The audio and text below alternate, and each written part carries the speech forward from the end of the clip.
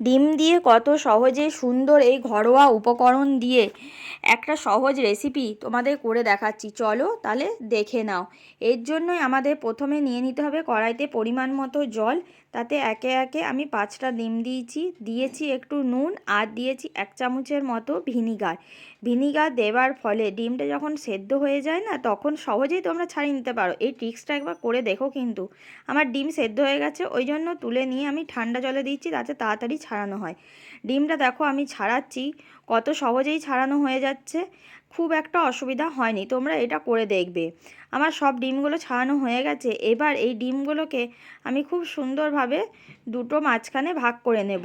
আমার প্রত্যেকটা ডিম দুটো ভাগ করা হয়ে গেছে। এরপর কড়াইতে পরিমাণ মতো তেল দিয়েছি, আর দিয়েছি গোলমরিচের গুঁড়ো। তোমরা কেনা ইউজ করতে পারো, আমার ঘরে ছিল গুঁড়ানো, আমি সেটাই দিয়েছি। এতে ফ্লেভারটা খুব ভালো আসে, স্মেলটা।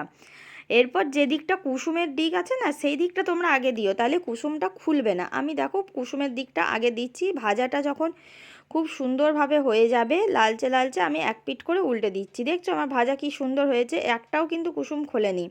এরপর আমি সবগুলো তুলে রেখে দিচ্ছি। এরপর ওই তেলের মধ্যেই দিয়ে দিচ্ছি তেজপাতা। যখন একটা সুন্দর একটা গন্ধ ছাড়বে তেজপাতা থেকে, তখন দেবে কুচানো পেঁয়াজ।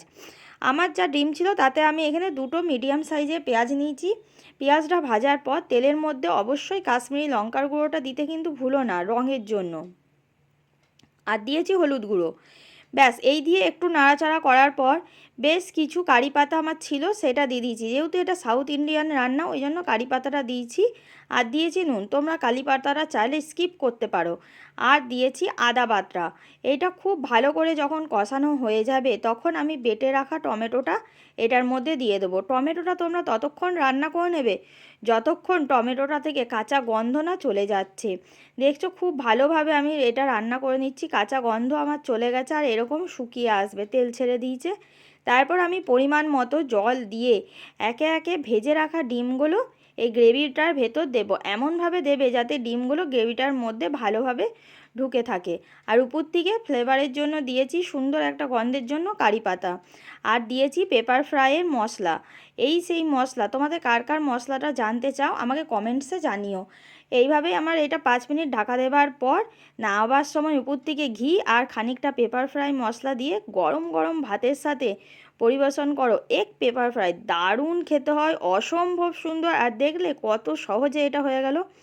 আশা করি তোমাদের বুঝতে একটুও অসুবিধা হয়নি, কত সহজে এই রেসিপিটা হয়ে গেল। তাহলে প্রত্যেকবারের মতো এবারও তোমাদের কাছে একটাই রিকোয়েস্ট, একবার ট্রাই করে আমাকে কিন্তু কমেন্টসে অবশ্যই জানিও কেমন লাগলো। তাহলে দেখা হচ্ছে পরের ভিডিওতে নতুন কোনো রেসিপি নিয়ে। তোমরা দেখছিলে তনুর ঘরকন্যা।